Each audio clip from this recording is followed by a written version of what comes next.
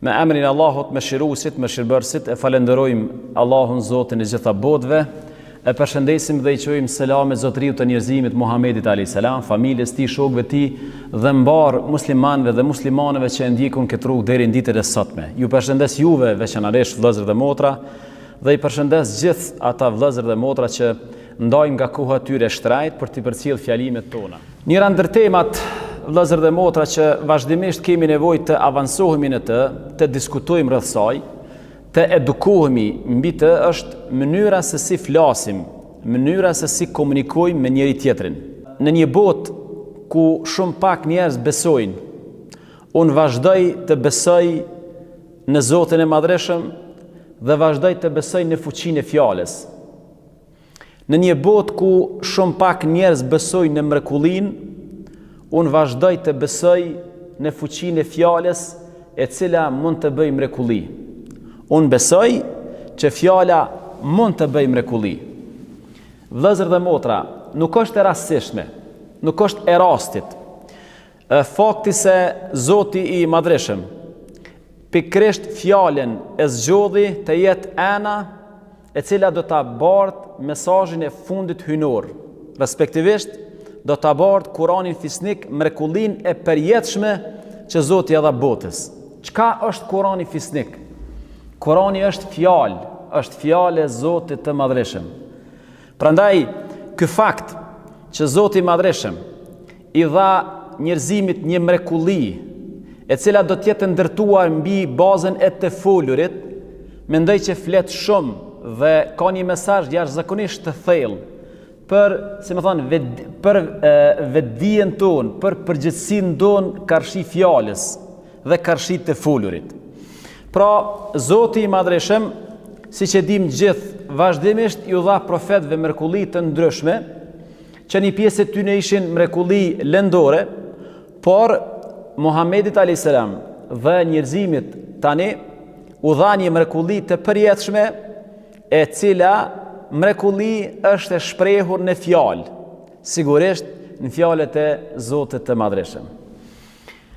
Para se t'i thojmë disa fjalë rreth çështjes së të folurit, domethënë mënyra e të folurit si një pasqyrë e personalitetit ton, mënyra se si ne folim, shprehemi, komunikojmë, debatojmë, definitivisht e paraqet ose është një lloj letërnjoftimi i gjithë personalitetit ton, gjithë, si më thonë, pjesës së formimit dhe edukimit ton. Kisha dashur të nalim një detaj që mendoj se në hap derën e diskutimit. Çfarë është njeriu? Një pyetje e cila i ka prekupuar gjithë njerëzit, sidomos filozofët. Është e veçantë se shpeshherë në definicionet e caktuara të folurit merret si një veçanti e njeriut. Në shumë definicione thuhet njeriu është kafshë që flet.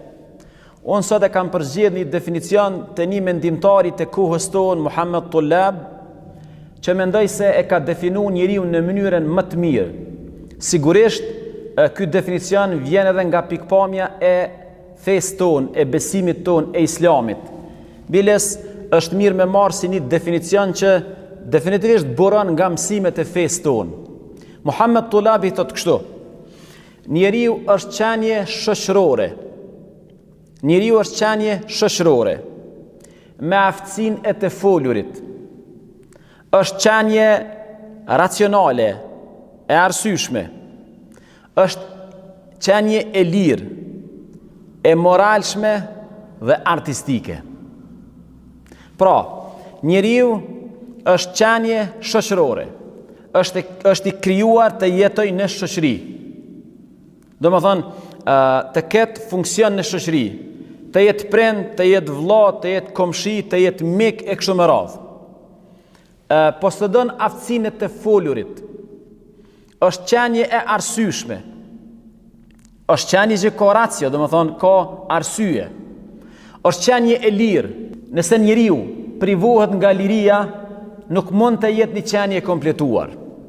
Është qenie e moralshme. Njeriu i pa moralshëm mund të jetë njeri vetëm kuptimin biologjik, por kurse si në kuptimin fetar dhe në kuptimin funksional.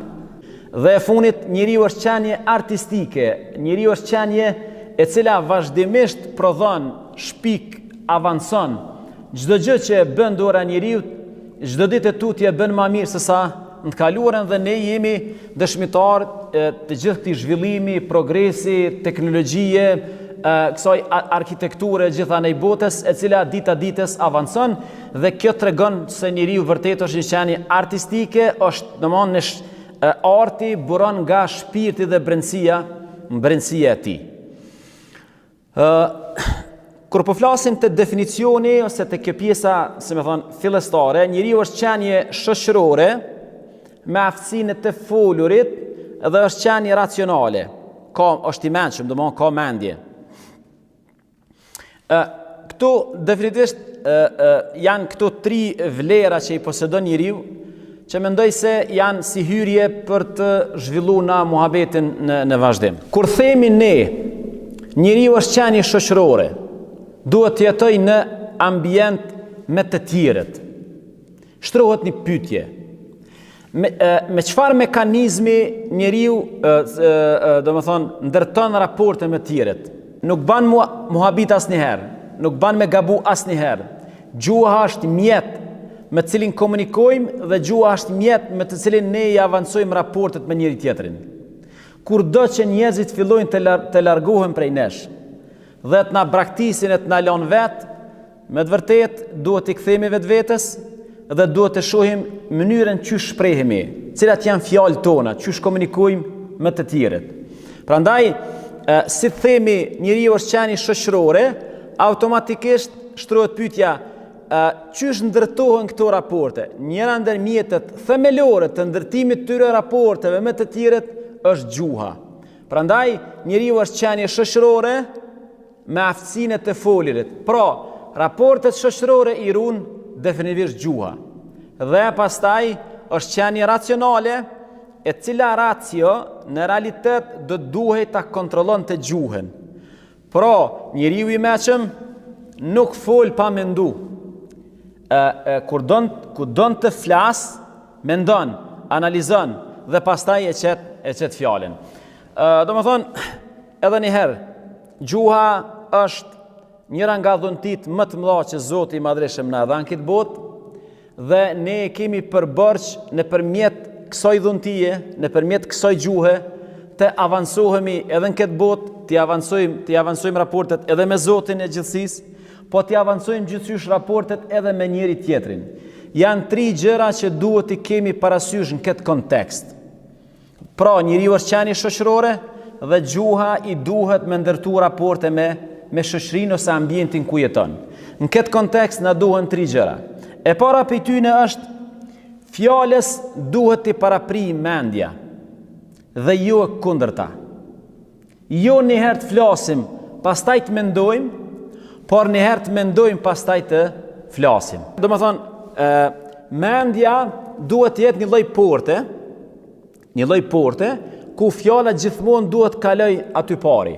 Dhe ajo duhet të jetë një lloj, si më thonë, një lloj site, një lloj kontrolle mbi fjalët që do të thuhen.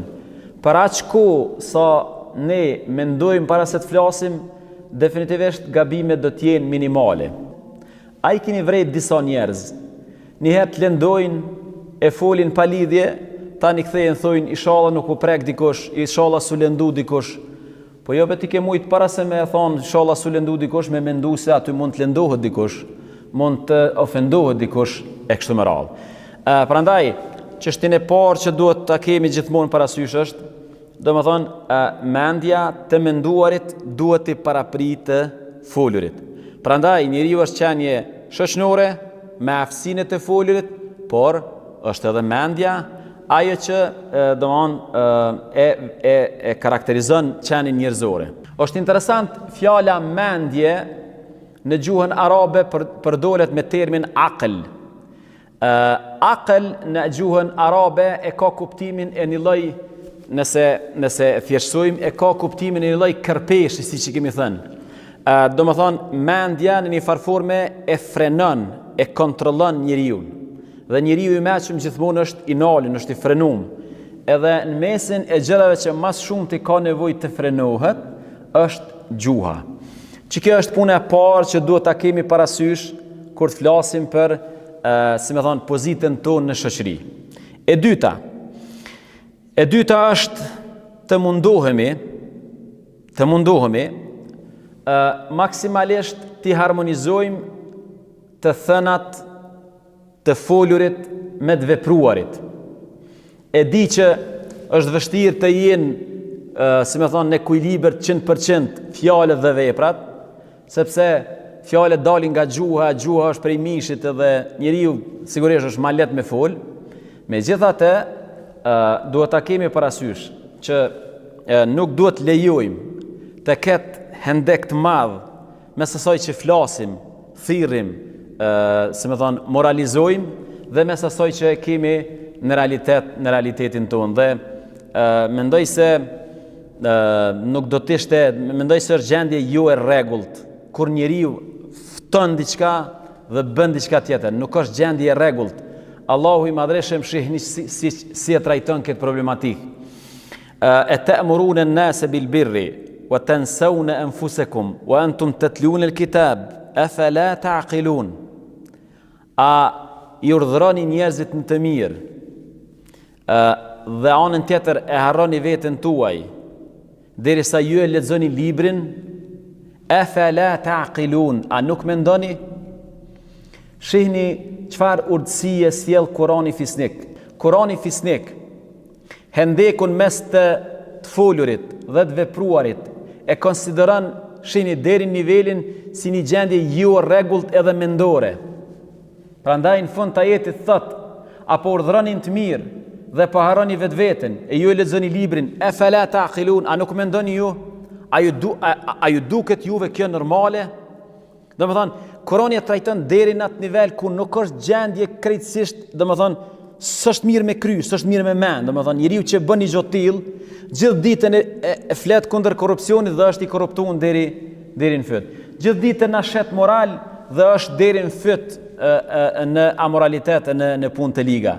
Vërtet është e çuditshme dhe po jetojmë në një botë që në këtë kontekst është botë e habitshme.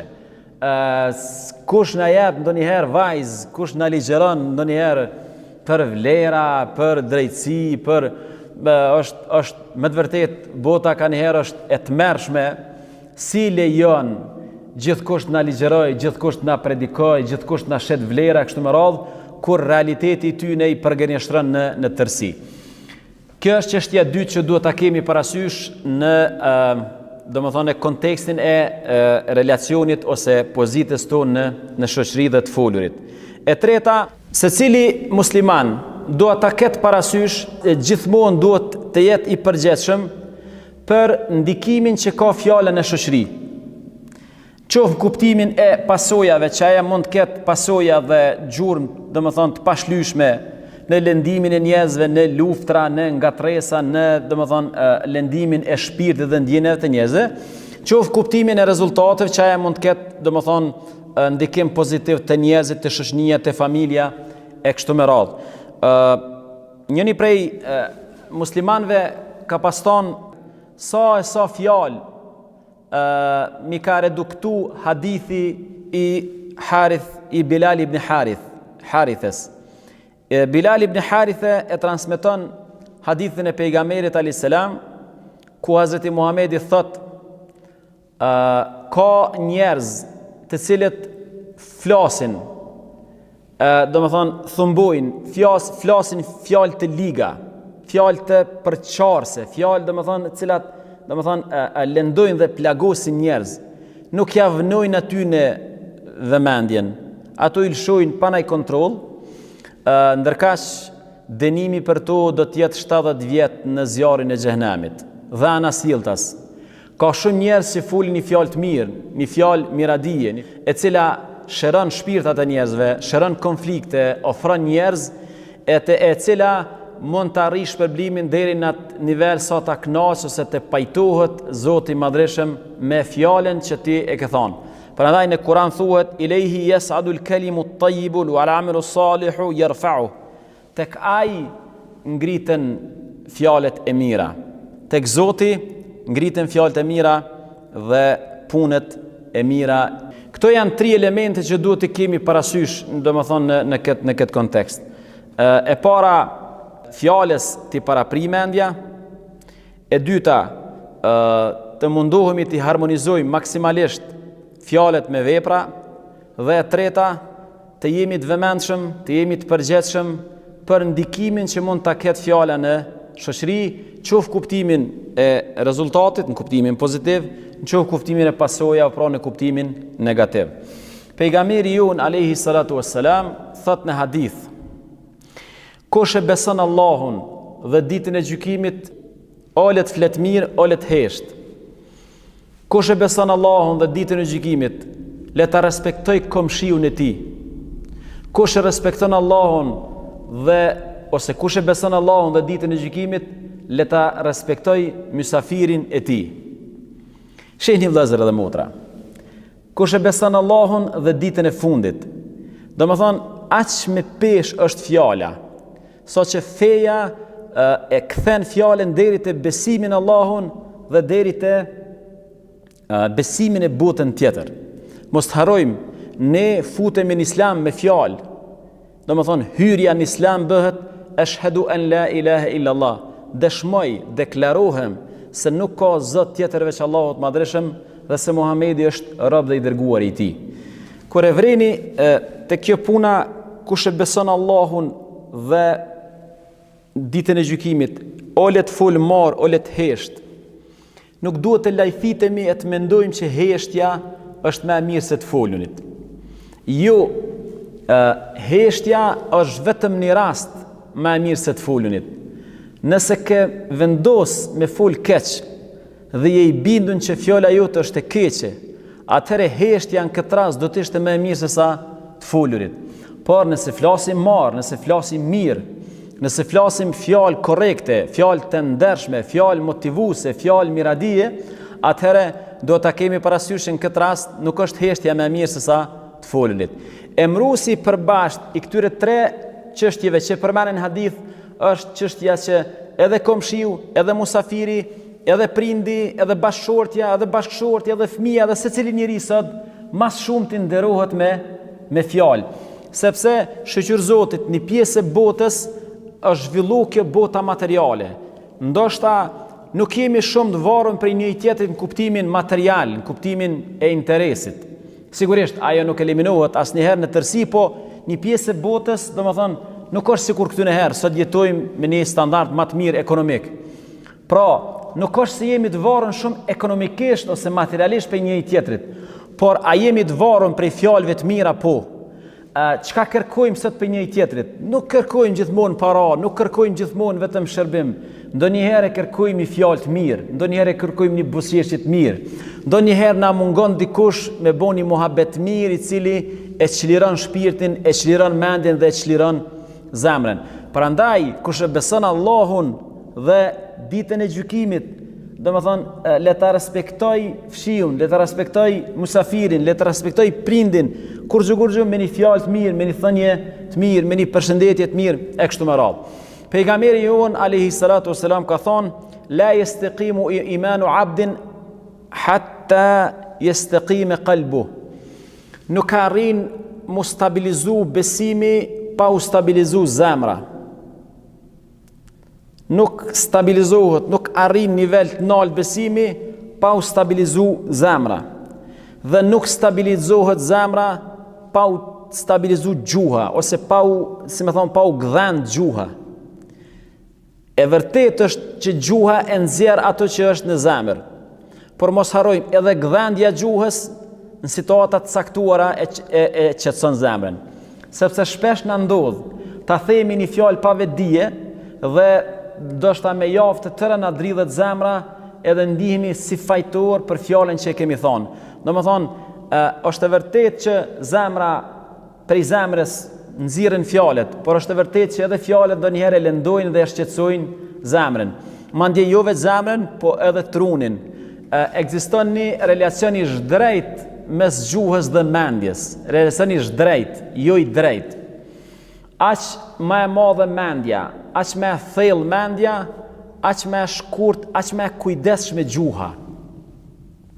Aq më pak mendje, aq më e cekt mendja, aq më e gjatë gjuha.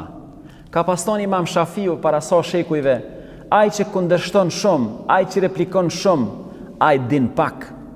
Ai që din shumë, ai që ka diapazon, ai që ka horizont të gjatë të dijes, ai kundërshton minimalisht ose kundërshton shumë pak.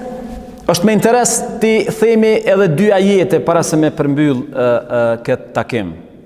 Janë 2 ajete në Kur'anin fisnik, të cilat flasin për një nivel vërtet të lartë që e ka kërku Zoti i gjithësisë prej nesh. Ajeti i parë është në surën Luqman, ajeti 19. Waqsid fi mashika waghdud min sautika in ankara al-aswat la sautul hamir.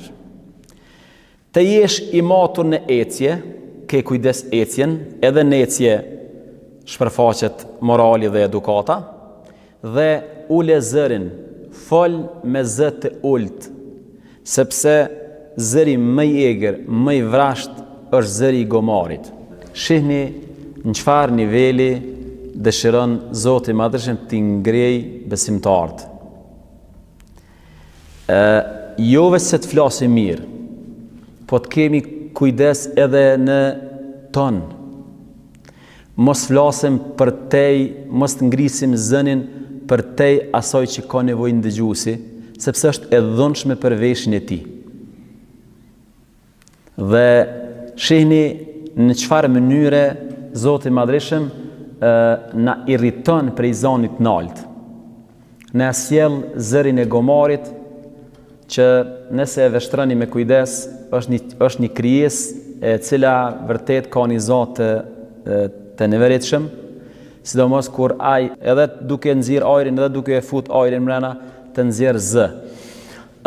Që kjo është ajeti në surën Luqman, ku Allahu i Madhreshëm na kërkon një nivel vërtet, një nivel të njerëzve të vetëdijshëm, të cilët flasin me një tonacion të këndshëm dhe nuk janë dhunues të veshit.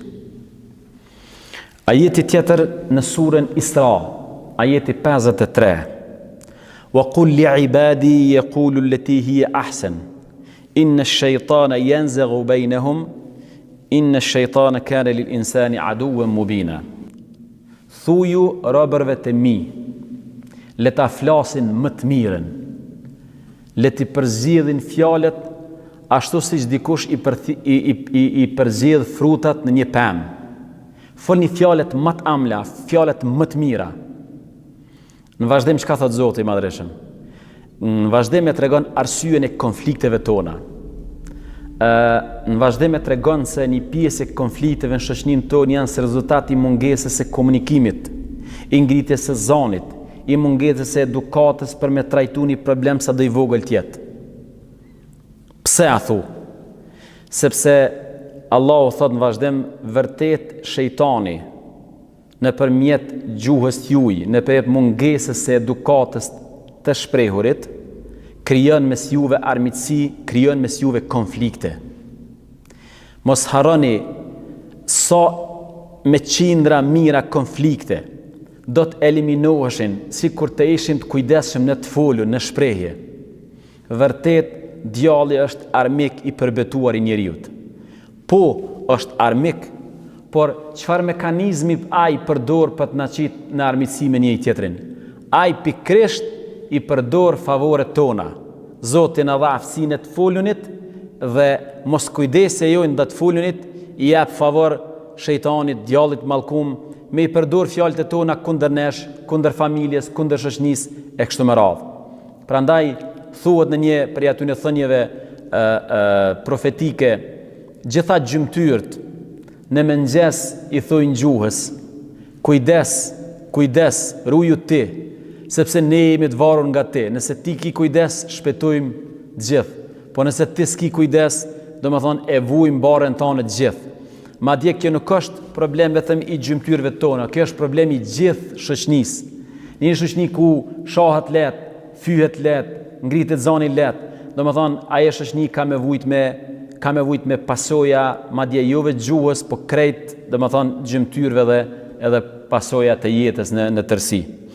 Pejgamberi alayhis salam vërtet ishte shembull në këtë drejtim. Me një rast kur erdhte ai Utbet ibn Rabi', njëri prej idhujtarëve i cili kishte ardhur me një agjend te Muhamedi alayhis salam i përfaqësonte idhujtarët e Mekës dhe u fut në bisedë me Muhamedin alayhis salam. I tha Muhamedit alayhis salam, ka marrë të bisedoj me ty dhe ti paraqesh disa oferta. Oferta ishte që Muhamedi alayhis salam të hiq dorë prej predikimit, të hiq dorë prej feje, dhe në kompenzim të kësaj ata arab t'i ofronin çka t'i donte shpirti, o gra, pasuni, o pushtet, o mbretëni e kështu me radhë. Muhamedi alayhis salam e dëgjoi deri në fund. Dhe shihni, njëra nga mënyrat më të mira me kriju miq, me kriju raporte, është me pas durim me ndëgju njerëzit. Me ndëgju historiet e tyre, me ndëgju historinë e tyre, me ndëgju prevojat e tyre. Njëra nga mënyrat më të mira me kriju miq në këtë botë është mu mundu me ja dhuru veshin për një moment, historisë tyre, vujtjeve tyre, ngjarjeve tyre e kështu me radhë. Prandaj i urtë ishte Zoti që na i fali 2 vesh e na fali një gjuhë. Dhe në raport me këtë urtësi të Zotit madhreshëm, do duhet të ishte 2 me 1. 2 hise të ndëgjonim e 1 hise të folnim. Kur e kryu Utbet ibn Rabi', Muhamedi alayhis salam i tha, a kreve? Ai tha po, po më dëgjon tashmu. I lexoi prej surës Fussilet. Dhe kjo është vetëm një rast prej rasteve ku pejgamberi komunikon me një njeri, jo me një mik, jo me një dashamir, jo me një xhamatli, me një njeri i cili ishte armik i Allahut edhe i pejgamberit. Ishte armik dhe nuk i besonte Muhamedit alayhis salam. Qysh mund të arsitojmë, është për mu vazhdon të jetë absurde komunikimi i shumë njerëzve edhe në rrjetet sociale, të cilët mundohen të mbrojnë kauzat e tyne, për fat keq në herë mundohen të mbrojnë edhe Islamin. Islamin të mbrojnë me fyrje, Islamin të mbrojnë me shprehje banale, me shprehje vulgare. Kjo është totalisht e papranueshme. Ju lutna, vënën e gishtin kokë, Islami është një fe e pastërt, e cila nuk ka nevojë të mbrohet në mënyrë të ndytë. Nuk e pranon këtë variant. Kjo është varianti më ofendues ndaj fesë. Prandaj vini re, bëhuni të kujdesshëm kur mbroni një kauzë të vërtetë. E vërteta duhet mbrojt, por duhet mbrojt me mënyrën se si meriton e vërteta të mbrohet, jo me banalitet, jo me fyrje, jo me fjalë të ndyta, sepse kjo nuk i bën nder të vërtetës në asnjë variant. E los Zotin e madhreshëm që vërtet ta shtojmë kujdesin ndaj gjuhës. Faleminderit shumë. Selamu alejkum wa rahmatullahi wa barakatuh.